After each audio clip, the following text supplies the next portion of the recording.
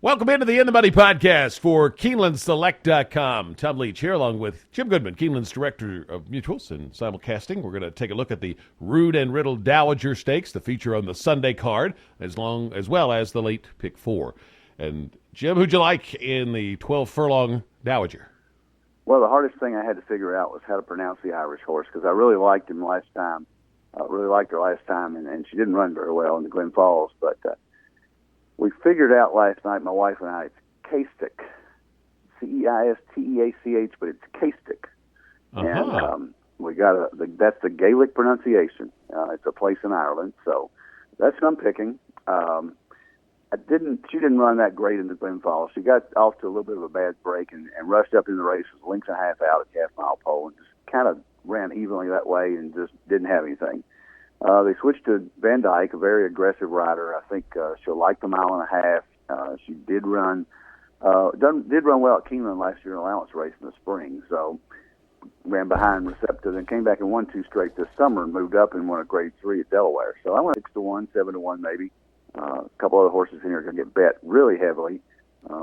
Everybody's going to bet Kitten's Point with Graham Motion off those last couple numbers and winning at Parks. And I'm just going to take a shot that she's not going to be bargained. She's certainly going to be a contender. Maybe the one hole doesn't help her. Maybe she has to come out of it a little bit. Maybe a little bit of a controlling speed on the front for my horse. And I'm just hoping that Caistic gets a good trip and has an uneventful trip and has a shot here. Miss Chatelaine would be my third choice. With Joe Bravo, ran a really nice race at Belmont last out, winning an optional $62,000. Beat Trophy, another horse in here. And Clement always gets him ready. Miss Chatelaine looks like she fits there well, but she's a 3-year-old going against older, so I one little strike against her there. But that would be my pick. Caistic on top, Miss Chatelaine, and Kitten's Point underneath, and as many as you can afford in the trifecta.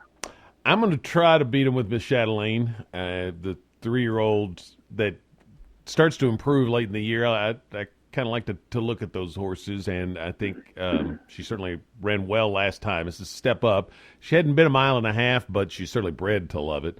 And you mentioned Clement, that adds to the appeal as well. And the fact that you'll get a little better price because Kitten's Point is going to be the favorite. I think she's the one to beat, one here in the spring at this distance.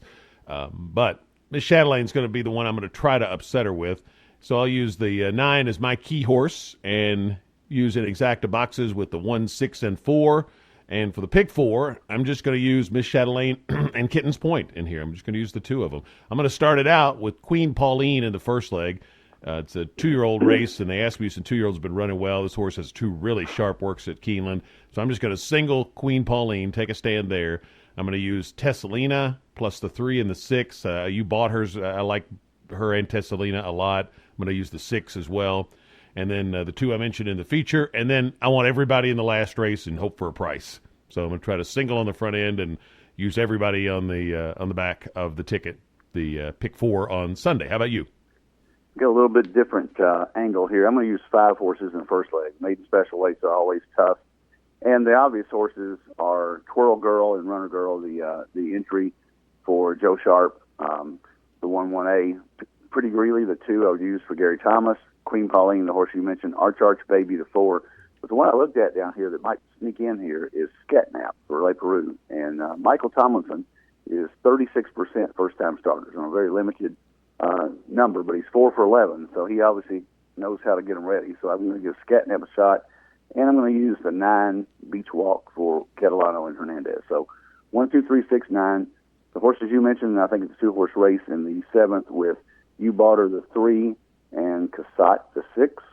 In the 7th, I would use the 3 horses that I also used, the Caistic, the 8, Miss Chatelaine, the 9, and Kitten's Point, the 1. 9th, I'm going to take a stand with 2 horses. My top pick would be Ultra Oro, the 10 for Joe Sharp. Claimed at Saratoga with 12.5. They're looking to win here, bringing them back for 10,000.